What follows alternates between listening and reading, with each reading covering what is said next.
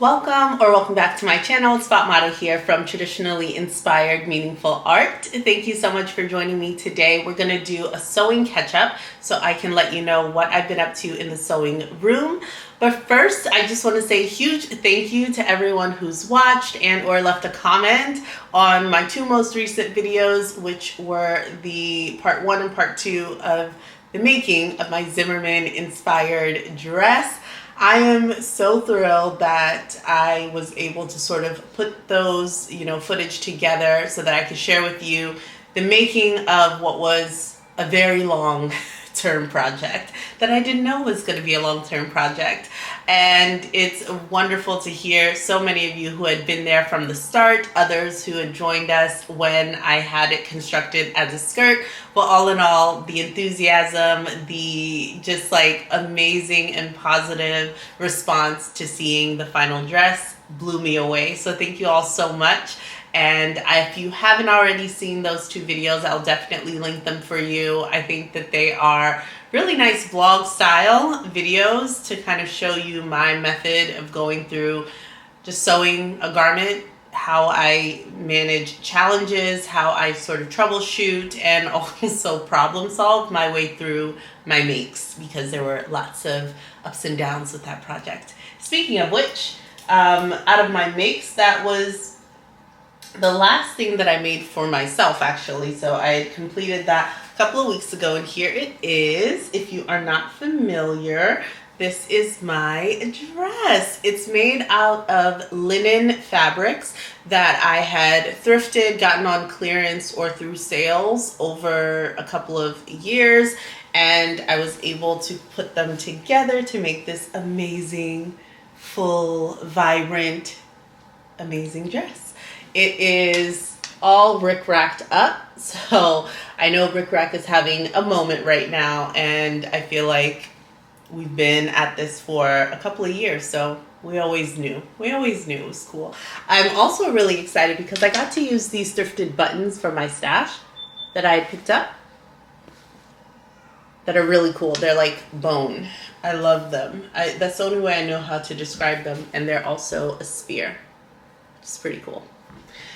Yeah, so that was the last thing that I made for myself. I won't go into too much detail. I will link the videos for you where I go into, a lot of detail about the making of this.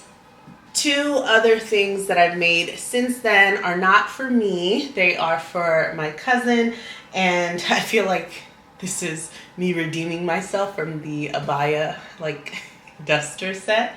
But this worked out really well. So there was a dress on ASOS that she saw that she really, really enjoyed. It had a raglan sleeve, gathers along the neckline, and then this really interesting bust detail where they had some, a really nice design line that sort of curved up above the bust, and then right under the bust, it was gathered here, gathered at the bottom, and then there was an elastic channel that brought it in the back. She had actually purchased the dress. It was made out of cotton. It got here, it wasn't long enough, and then also the extreme structure of it just wasn't what she was looking for, so she returned it. But I remember seeing it and I was like, I feel like we can make that. So she wanted some, items for a trip that she's about to take, and she had asked for a boring dress, and I was like, hey, how about that dress that you sent back? Because that's actually interesting. I'd be interested to figure out how to make that work. So we went with that. And here it is. It looks so good on her. And I'm just so thrilled with how it came out and figuring out how to actually make this up. So I made my own bias binding for this section up here and down here. We used this viscose fabric that was in my stash. It's this sort of mossy green background with this purple line art of flowers. So that turned out really nicely. And the pattern that we hacked for that is S9225.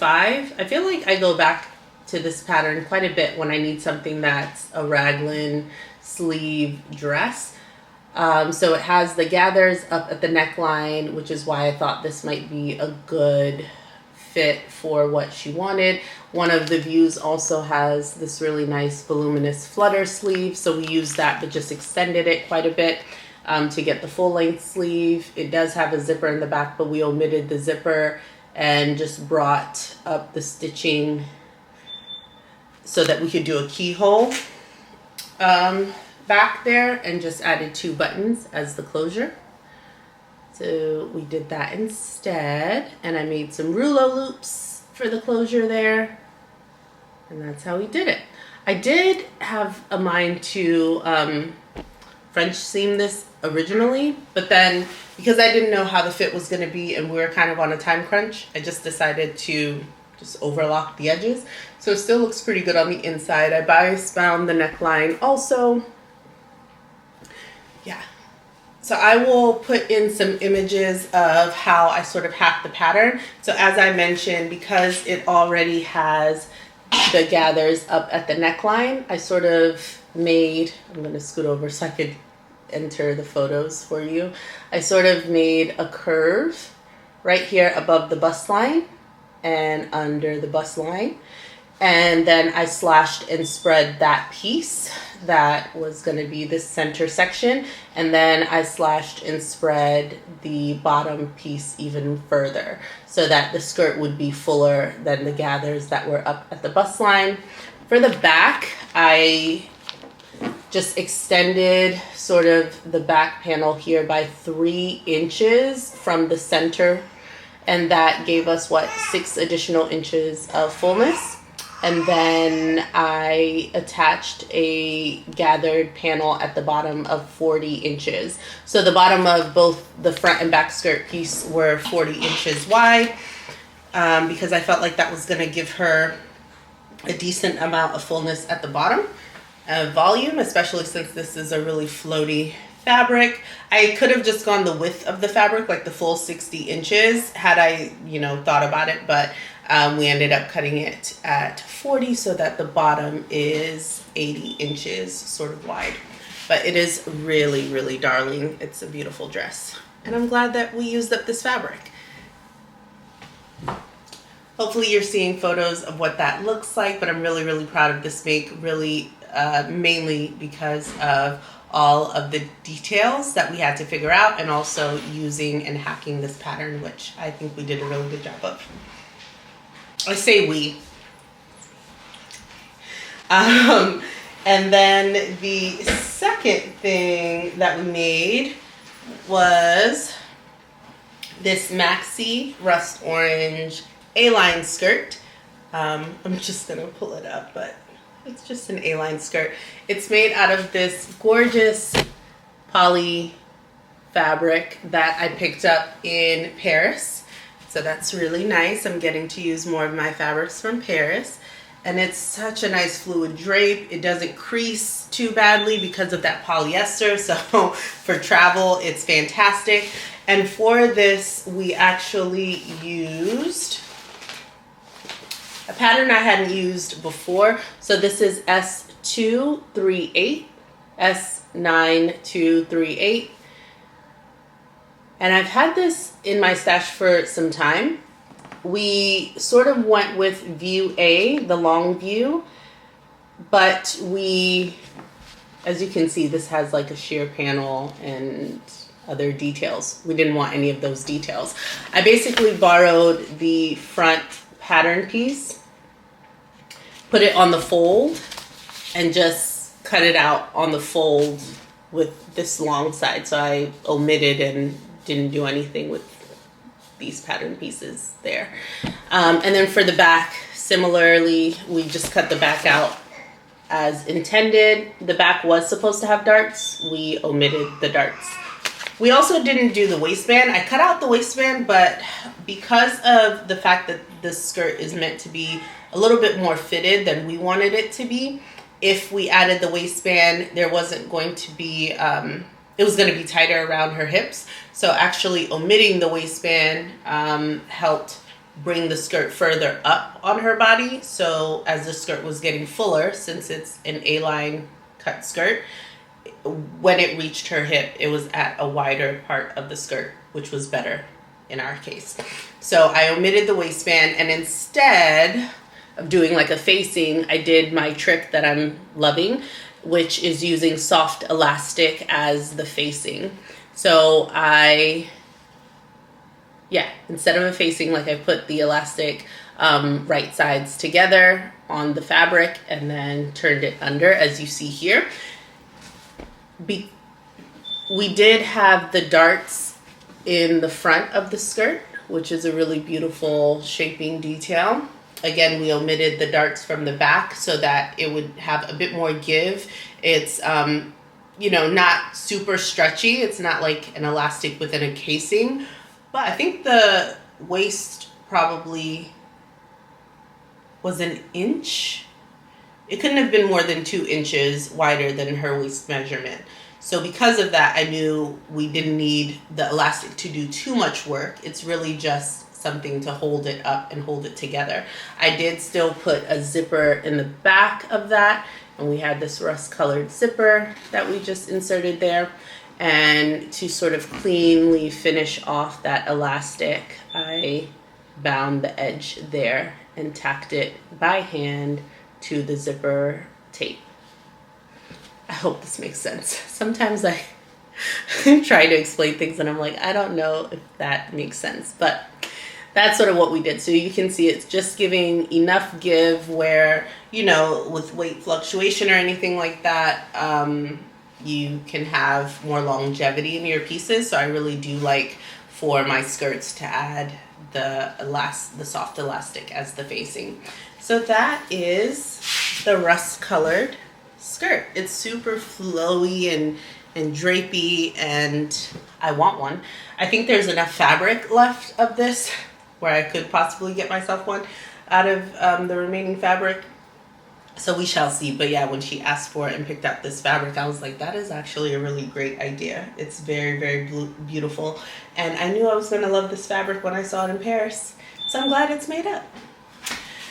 Those are the things that I have here to actually show you. I did make 2 other things that I've already gifted. So when I had made the aprons for my son's teacher, one of the other teachers that were there had seen them and requested 2.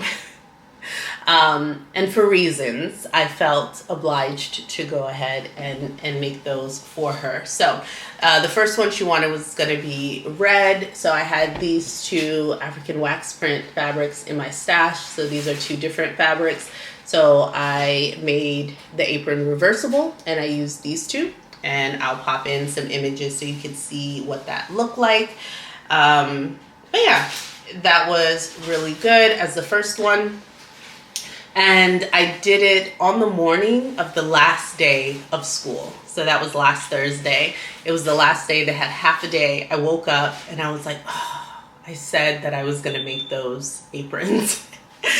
Why did I wait until the last day? I don't know. So we whipped them up. I felt like I was on the Great British Sewing Bee. I legitimately felt like I was on that show. The timer was on. I was with the kiddos and I was like, I'm trying to make this work. I did a lot of snip and ripping, so there were threads everywhere, because if you've ever tried that method, because you're like forcefully like ripping the fabric, you do get a lot of threads that just sort of come undone. So my sewing room is a disaster. That's why we're up here.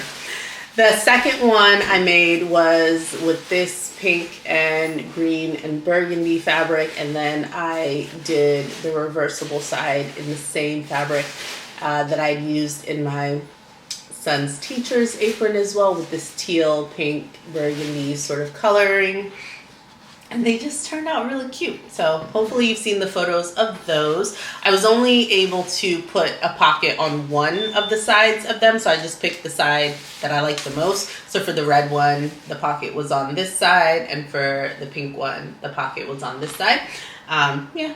So those were my 2 makes. I was able to get 2 of them done in 3 hours, including like breaks to do stuff with the kids. So I was really, really proud of that.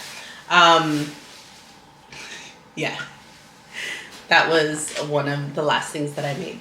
Now I have additional fabric from the Zimmerman inspired dress if you saw in the part 1 video, I had to cut off some of the fabric from the bottom 3 tiers. So that additional fabric is still available, it's still in the stash. It had not been rick-racked. So it's just the 3, you know, the bottom 3 layers here, burgundy, green, and orange. And I am thinking about making a dress for my daughter out of that. I think that would be really cute to have a mommy and me set with this dress. And if I make one for her, I think I most likely will. But I am going to try and do something where it will sort of be able to fit her for a while. So let it be long right now, and then as the years go on, if I can make the top bodice maybe with shirring or put elastic in it so that it has that flexibility to follow her through the years, and then she could wear it as a top when she gets older, that sort of thing. So I'm excited about completing that. So those are the makes that I've done since the last time we spoke. As far as purchases or new in things, I wanted to show you what I got. During the Memorial Day sales, I placed an order with Mood Fabrics, and let me tell you how I know I'm maturing in my sewing journey. I went all the way to Mood Fabrics online and bought only 2 fabrics. I call them fabrics, they're not even fabrics. I bought 2 things, and they were both interfacing. Tell me who's getting serious with their sewing. I am. So I got the weft interfacing. It's the woven weft fusible interfacing, single-sided. I got some in black. I got 4 yards in black and 4 yards in white. I'm just going to show you on the black version because I think it's easier to see. This is actually a woven interfacing, as the name suggests. It's really soft on the outside, but as you can see, it's got some drape to it. It's nice, you know, not too lightweight, but also not too stiff. I feel like this is perfect and will actually move with your fabric, but still add just that bit of stability. I've already started using them. I had picked up some woven interfacing when I went to New York maybe 3 years ago at a store out there, and I had worked my way through it so slowly, but I loved it every time I would put it into a garment. And I have had projects that have just been awful or ruined because I used interfacing that was either too stiff or just not the right weight, or just like awful interfacing. I've had enough experiences with that where when Raven Maureen talked about woven interfacing that Mood Fabrics had and sells, I was on it. I was just waiting for hopefully like a free shipping sort of coupon, which never came. I don't like paying for shipping.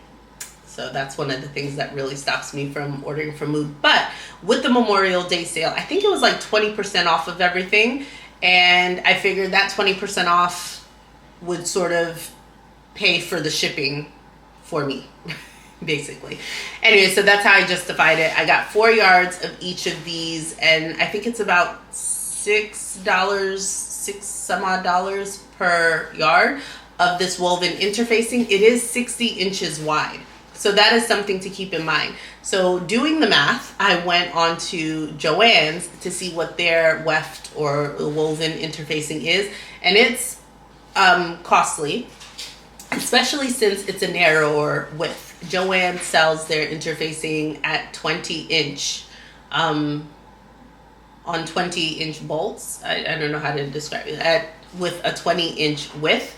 So it's much narrower. So I figured I was getting 3 times as much interfacing per yard, you know, compared to the Joann's style for the price. So it was definitely better to get it at Mood. And again, with the 20% off, it sort of, you know, paid for the shipping for me. But since I ordered from Mood, you do get like fabric swatches that you can order.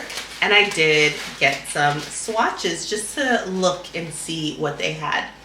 I saw some Australian designer fabrics. Now, Mood Fabrics previously sold Zimmerman dead stock fabric.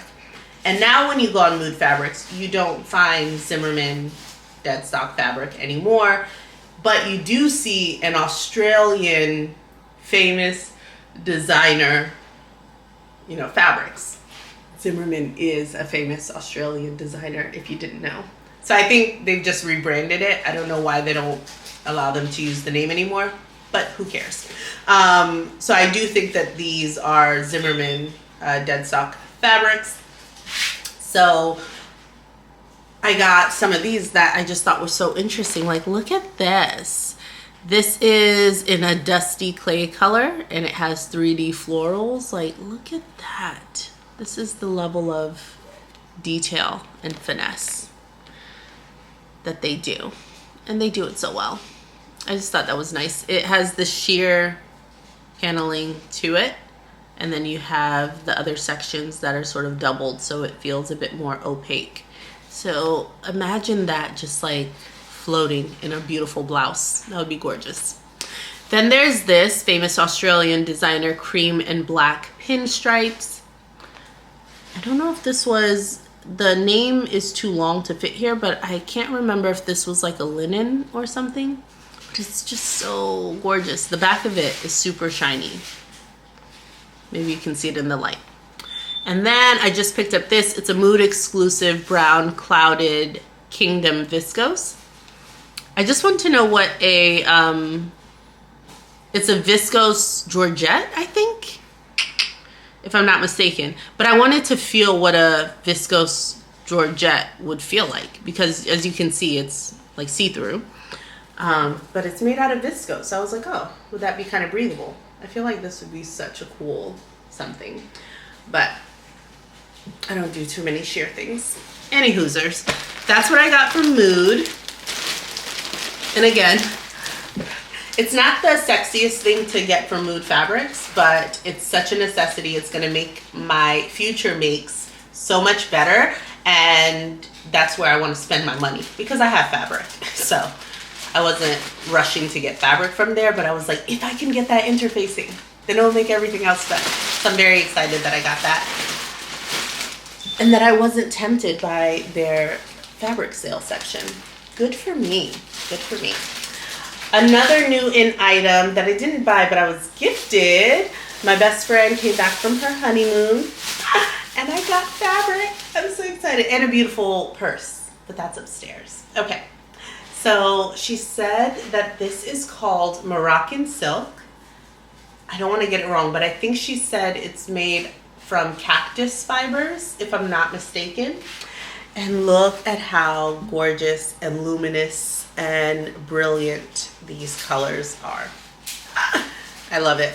So you have this stripe going down the fabric. Here's the selvage. So you can see it is quite sheer, right? If you put it against the light, it's kind of sheer. You can see me through it, I'm sure. But just so gorgeous. I could see this being a really nice oversized button-up top. That might be quite breathable and allow me to use the stripes in a really interesting way, especially with, I was thinking initially trousers before I noticed that it was sheer. When I saw it, I was like, oh, this would make a really cool pair of like really narrow legged trousers, but I'm not sure because I don't want to have to fuss with lining a pair of trousers. But I don't know. There's quite a bit here. How much is there? 1, 2, like almost 3 yards, maybe 2.5, 3 yards. But I think the width is quite wide. Anyways, for sure, I think a really nice button-up top could be gorgeous in this, just given the luster in the fabric and that sort of thing. And I think I know where or when I might want to wear that. And that's going to be at Baltimore Frocktails because we're going to Frocktails again. I'm very excited about that. We had picked up our tickets during the VIP sale timing of it. So if you're going to Baltimore Frocktails, please let us know. It is August 3rd, I believe, and I think tickets might still be on sale. So I'll link the information down below if it is, but I am super excited about that. I had a great time at the DC Frocktails, so we're thrilled to be able to go to another one. And I feel like this could be nice to be made up for that event if I get to it. If not, I just made a really big dress that would be perfect for a Frocktail. So again, it's one of those where I'm gonna kind of see where the summer takes me. If I get to something before August, we'll wear that. If not, I'm taking the Zimmerman inspired dress. So that's fine. Okay. I have a family trip coming up, so I will not be home, won't be sewing. So I was trying to figure out, what does one take with them when they leave? Now, the last time I had a family trip, I took my crochet with me, and I made a really big dent in making that navy crochet dress. So I could take some more yarn and do some crocheting. So that is an option. I do have in that same fiber content, purple linen yarn, so I could take that. However, I was also thinking for Baltimore Frocktails, feathers. I was thinking feathers, y'all. If you've been here before, in the haul with it all, I had purchased these feathers, and I was just so excited to make something with them. I'd seen a dress worn by Halima, the supermodel, and it was just so gorgeous. And it had feathers all along the bodice, and I wanted to sort of like recreate something or make something inspired by that. So I have all of these feathers. I have 2 packs of that. I'd already started sort of separating them and just turning them into these little plumes, these little clusters right here, to then affix or attach to a bodice of some sort. And I think it'd be really cool. And I don't really know where else a feathered something would be appropriate, but Frocktail seems like the place that would appreciate that. So that might be something that I bring with me and just, sit on the couch and make the little plumes. Take my pliers, I could do that possibly, so that's an option along with the crochet. And then I was thinking to bring one project to cut. I just finished a very, very long-term project, and I feel like I'm ready to start another one. And I think I want it to be this trench coat. I had picked up McCall's 8246 maybe 2 years ago. Last year. 2 years. It might have been 2 years ago. And it is so intimidating. It has 20 pieces. Okay, when I say 20 pieces, it doesn't sound like that much now that I've made the Nomi blazer. Now I'm like, okay, 20 pieces isn't that much. But the envelope is thick, okay? It's a whole trench coat. I would be making view B, this long line version right here. I want to put trim on it. I want to embellish it. I want it to be gorgeous. I picked up this Waverly cotton like curtain or upholstery fabric at G Street a while ago, and it has a floral print on it. And I remember when I got that fabric, I thought to myself, floral trench coat, question mark? And I want to put a check mark on that. I'm really excited about the idea of it. And I know the first step that's gonna block me is cutting out these pattern pieces, because it's a lot, and I'm sure of those 20 pieces, most of them will be utilized in view B, because it's just so involved. But if ever I were going to make it, I feel like now's the time to just, get stuck in. It calls for a lot of interfacing. You have to interface quite a few of the pieces, so it's nice that I have my woven interfacing now from Mood Fabrics. So I'm just looking forward to digging into this. I think that's what I'm gonna make, this. Other things that I wanted to share are plans, like not any concrete plans, but just what I'm in the mood to make. I'm in the mood to make oversized button-up shirts. I have the white hibiscus cotton, like, oversized button-up shirt that literally I'm sad when it's dirty, when I have to put it in the laundry, because I love that shirt. It goes with everything, and I want to wear it every single time it gets out of the dryer. I want it on my body. So I just need to make more tops like that, I think. And then I want some casual elastic waist pants. I have purchased recently this Simplicity pattern. It's S9756. My best friend Deneen had made this co-ward set and she really enjoyed it.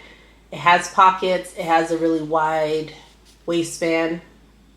And I think this is going to be a really, really great look. So that's an option. Might also bring that to cut out. Who knows? But I'd be really excited to get that done. And it has a drawstring waist. It's just so cool and breezy. The top is also really nice. So that could be an option. I also have a pair cut out from a vintage pattern, so I just have to find time to make it. And then I'm looking at my notes here. Zadie jumpsuit. I have one Zadie jumpsuit. It's made out of an African wax print, the yellow and brown one, and I love it. I recently started wearing it again, and it is kind of nursing friendly, so I enjoyed that feature of it. But I was like, why don't I have more of these? So I would like to make a Zadie jumpsuit at some point this summer, in addition to the Pietra pants, because I'm in a group chat and they're talking about the Pietra pants and I want to make them. I want to try it. When I first printed out that pattern, I think I was nervous because I didn't know how to grade from the waist to the hips because of how the pocket is constructed. But I just need to figure it out. I just need to look at it again while I have a clear mind and figure out how to make that. But I am so excited about those trousers, and we shall see. So that's like 4 things: button-ups, casual elastic waist pants, the Pietras, and a Zadie jumpsuit. I feel like that's doable. There's so many other things that I want to make as well, but yeah, I feel like button-up shirt dresses are always something that I want to make, always. So that's, of course, on the docket as well. So those 5 things. Yeah. All right, well, that I think is all I have to say right now, except for I'm really, really happy that Sam from So Let's Sparkle with Sam is doing recaps of the Great British Sewing Bee, because we don't get that show here in the US, so it is really nice to just like sort of see snippets of what's going on with the contestants there. And I wanted to give a shout out to a local to me destination that has sewing on Sundays. So at Beltway Plaza Mall, if you're familiar with the Greenbelt, Maryland area, if you're in Maryland, The Space, it's the name of the location. It's a nonprofit, and they do so many amazing things: ukuleles, capoeira, yoga. They do like expressive drawing, and sewing. So on Sundays from 1:30 to 3:30, you can go and sew.